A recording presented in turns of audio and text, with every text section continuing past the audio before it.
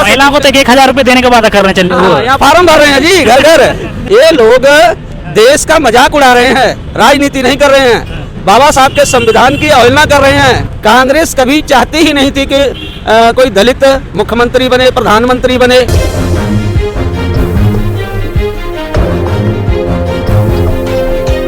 नमस्कार, आदाब, सत श्री अकाल। आप देख रहे हैं नेशनल इंडिया न्यूज़। यहाँ चुनावी माहौल जानने की कोशिश करें कि यहाँ का किस तरह का माहौल है। तो आइए जानते हैं और पूछते हैं। हमारे साथ कुछ बीएसपी के पदाधिकारी मौजूद हैं, इनसे हम बातचीत करते हैं क्या माहौल है यहाँ का। जी सर, क्या नाम हुआ? मेरा नाम मास्टर रामानंद। पहले तो आप ये बताइए कि आप बीएसपी में किस पद पर हैं और क्या वर्किंग है आप? बहुजन समाज पार्टी जिला इंचार्ज में पूर्वांचल भाईचारे का हूँ। अच्छा, किस तरह का कैंपेन चल रहा है यहाँ? चुनावी बहुत अच्छा चल रहा है। अच्छा, क्या तैयारी है पार्टी की? बहुत ही जो श्रोमणी अकाली दल और बहुजन समाज पार्टी की जो तैयारी है जी सर, बहुत ही जोरों पर है। अच्छा, और हम सरकार भी बनाने जा रहे हैं, इसमें दो राय नहीं। अच्छा, हाँ जी, हमारे एरिया के जो सरनजीत सिंह ढिल्लों जी हमारे कैंडिडेट हैं। जी 20 सीटों पर बहुजन समाज पार्टी लड़ रही है, 97 पे श्रोमणी अकाली दल लड़ रही है। हाँ जी। और कांग्रेस से सीएम चन्नी को सीएम पद का उम्मीदवार घोषित कर दिया आने वाले समय में, तो उनकी किस तरह से देखते हैं उनको? देखो जी, घोषित तो कर दिया इन्होंने, क्योंकि 5 साल में 3 महीना बाकी रहा तो चन्नी जी को एक पत्ते की तरह फेंक करके समाज को गुमराह करने की बात की गई। और चन्नी जी ने आते आते ना पूरे ऐलान पे ऐलान कर दिए। क्या क्या ऐलान कर दिए उन्होंने? लोगों के ज़मीनों के भी कागज़ देने की बात कर दी। अच्छा। लड़कों को नौकरियां देने की बात कर ली। 40-40, 30-30 हज़ार टीचरों को भर्ती करने की बात कर ली। यानी जितने भी ऐलान किया एक भी उनसे पूरा नहीं हुआ।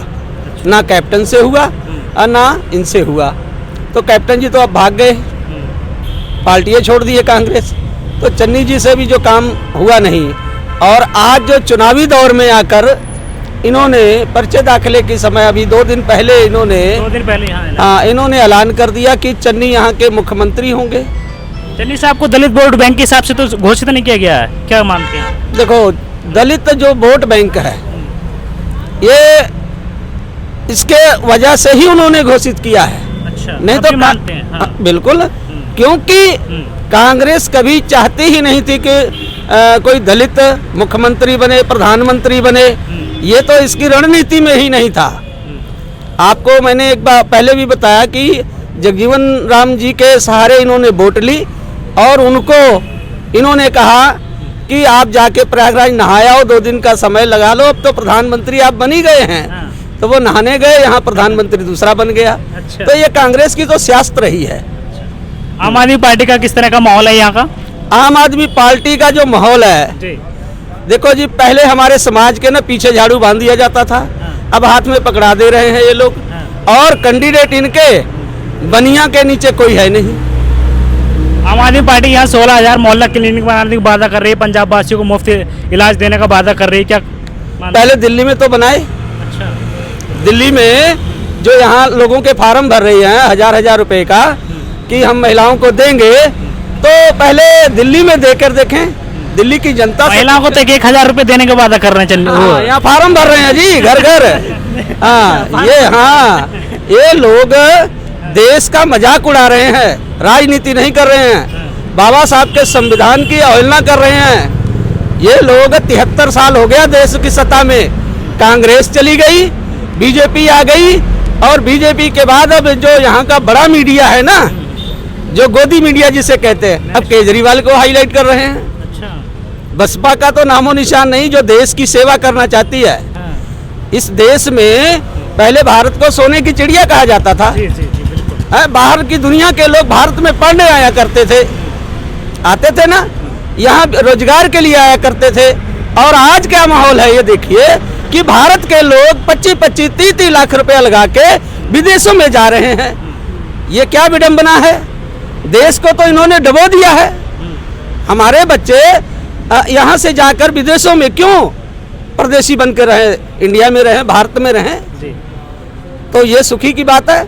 लेकिन वो बेचारे यहाँ से बाहर जा कर के नौकरियाँ कर रहे हैं, पढ़ाई कर रहे हैं, जो कि इतना बुद्धिस्ट देश, अशोक सम्राट के समय में लोगों के घरों में ताले भी नहीं लगा करते थे। पंजाब में एक बड़ा मुद्दा है ड्रग्स का, जिसको लेकर सभी राजनीतिक पार्टियां राजनीति तो करती हैं लेकिन इसका समाधान नहीं करती हैं। इसको देखो- कैसे खत्म किया जा सकता है, किसे? ये बिना सत्ता का नहीं, जो शक्तिशाली सत्ताधारी जब तक इस देश में नहीं आएगा, जो लोकतंत्र की सेवा करना चाहता है, जब तक वो नहीं आएगा तो कुछ नहीं ये कर सकते। क्योंकि ये जो सरकारी कांग्रेस है और लोग हैं, ये आम पार्टी, ये सब कोई नशा नहीं खत्म कर सकते, तो और बढ़ा रहे हैं बिल्कुल। कैसे तो खत्म? अगर आपको पसंद आया हो तो इसे लाइक करें, कमेंट करें, शेयर करें और हाँ, हमारे चैनल को सब्सक्राइब करना ना भूलें ताकि देश विदेश से जुड़ी खबरें आप मिस ना करें। क्योंकि कोरोना काल में 2 गज दूरी, मास्क है जरूरी। नमस्कार।